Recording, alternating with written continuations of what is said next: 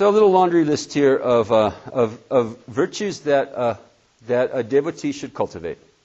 Ahimsa, number one. I mean, in almost every laundry list like this one is number one with a bullet. Ahimsa. What does ahimsa mean? Non-violence. Non-violence. Why can't I smack them? I really want to. Why not? See, why not? See, this is like, it's a little test of karma, When somebody hits you upside the head, what did Jesus say?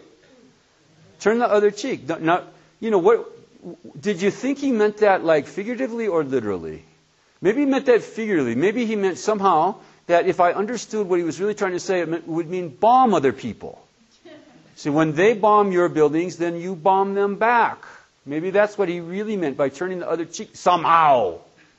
So what do we think? Hundreds of years of like just not getting it at all. So you have to figure out, well, why should I turn the other cheek? See?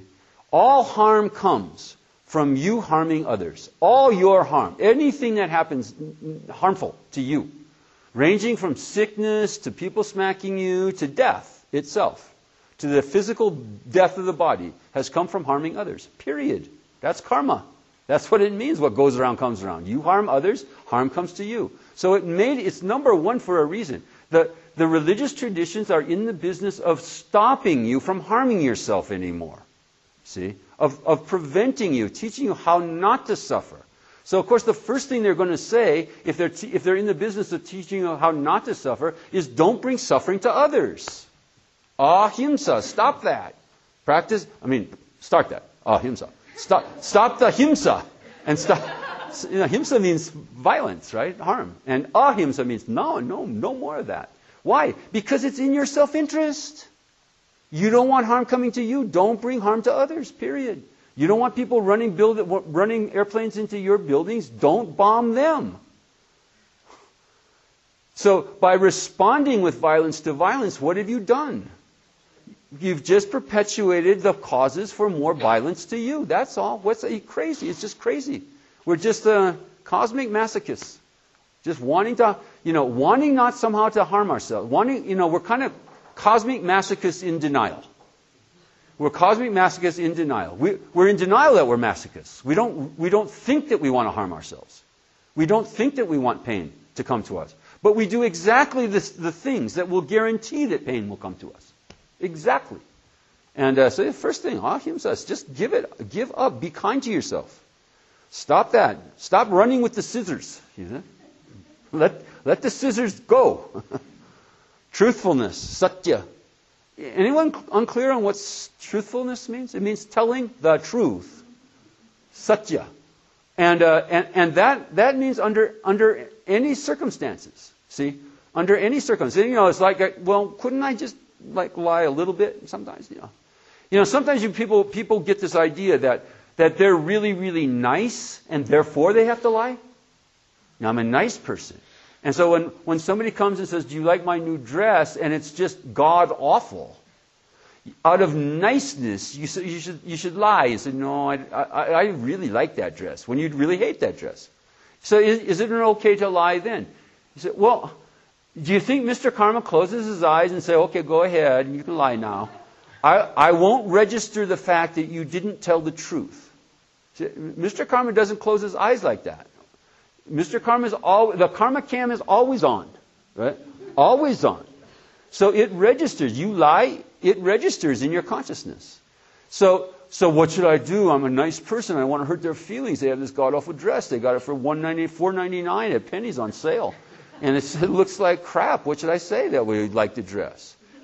Well, there's always something nice you can say about the dress. Say something, why, it cuts good. And I like the cut. It looks good on you. Hangs nicely on you. I like the shade of purple of those polka dots, whatever. So there's, never really a good reason to lie. Except for the once in every 4 or 5 lifetime experiences. Once in every 4 or 5. So sometimes, people, when they get to this part of the, kind of teaching, they raise their hand and say, what if a refugee who's being pursued by jackbooted Gestapo comes and tries to seek asylum in my house, and they knock on my door, and please save me from jackbooted Gestapo. We're going to run electrodes up and down my spine if they catch me. Can I? And then so then you harbor them, and then the Gestapo come and they bang, bang, bang, bang. Is there a refugee in there that we can take and put electrodes onto their backs and torture them? And can I lie then? And so of course. Of course. Definitely. Okay? Next time that happens to you, for sure. For sure. Pick that option. I'll lie. Just lie. Definitely. Nobody's home here. There's nobody here. Okay? Knowing that Mr. Karma didn't take a nap then either. And knowing that it registered in your conscience, in your consciousness, that you actually didn't tell the truth then. And you'd be willing to take the hit. Okay? You'd be willing to take the hit. I will pay for lying. Okay? I am willing to pay for lying in order to protect this person. See? Out of compassion for someone else. I'm willing to take the hit. And then guess what? Probably won't happen. See? Because the intention overrides. Totally overrides. The intention is so... But you can't cheat, You can't cross your fingers and say I'll lie and I probably won't have to take the hit. Right? You just lie and say, I'm willing to take the hit. There's lots of stories like this, of great practitioners willing to sacrifice their selves, knowing, these are people who believe in karma, unlike most of us, who believe that they will take the hit. They definitely will take the hit. And by out of compassion, they sacrifice their own self-interest for the interest of someone else. And that act in and of itself overrides the karmic hit, you see? But you can't cheat at that. You can't cheat. Jesus was willing to take on the sins of all of us. Remember? That's the Christian doctrine. I'm willing to take on the sins of everybody. I'll take the hit for everyone. And what's the karma of that? See, the willingness to take the hit, the willingness to die for our sins, is the karma of that is he rose again in glory. He beat death. Beat death, you see. And so the willingness, the karma of the willingness to take on the suffering of others, to take the hit of others, is extraordinarily powerful. So anyway, that's satya. Tell the truth. Purity, shaucha. These laundry lists sound familiar, don't they? Narada Bhakti Sutra. Where have you heard these things before, right? They're in all the texts. You find them all, the same kind of suspects. March out the usual suspects here. Ahimsa, satya. Shaucha means purity. Purity in both physical and mental purity. So physically, don't harm your precious body, right? Regard your body as a temple.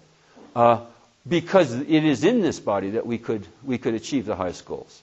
And so, it's kind of it's a little bit of a, you have to kind of walk the middle way when it comes to the physical body. Because sometimes we get attached to it in a negative way. And if you got a problem like that, then, I sort of suggested a meditation that you can do. You remember that one? No one wants to tell you fluids. You can just say fluids. And just, don't talk about that anymore. Yeah, you just imagine what's on the inside, you see? If you think this is so beautiful, what's on the inside? Geshe Michael used to say, if you think that, you got a problem with the physical body, with the attachment to your body or someone else's body, just do a little and look closely at what it is you're so attached to. By the time you get to here, it's just hairs and freckles and, and then you're going to go subterranean. And you go underneath. And you say, what's in there? What's underneath this very, very thin veneer of skin which when you look at it isn't that appealing anyway?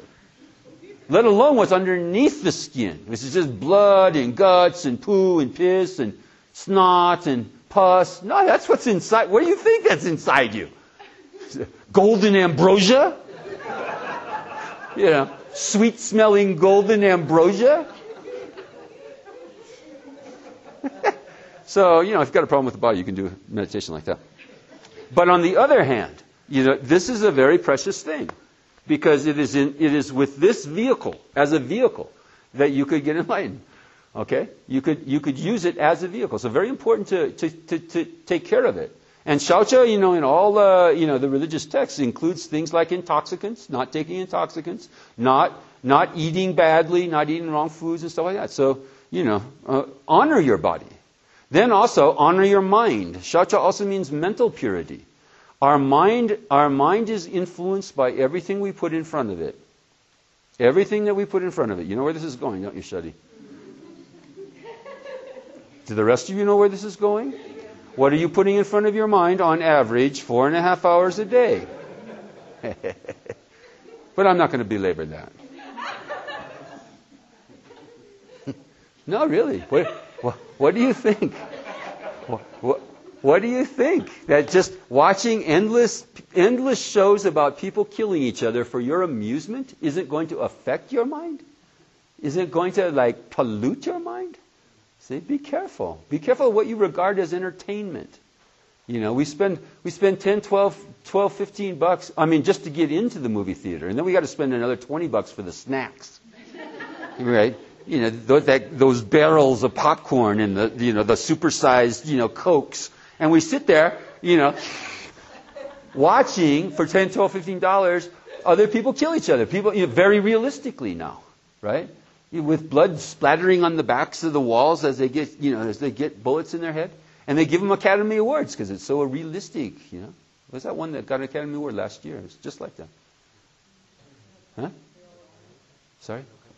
No Country for Old Men. Very realistic brains being blown out. Okay? So, in what way is that good entertainment? You see, under what value system is that proper entertainment for anyone? You see, we're in bad shape in this culture. We're in bad shape. They're going to look back at us, and they will look back at us just like we look back at the Romans. Exactly.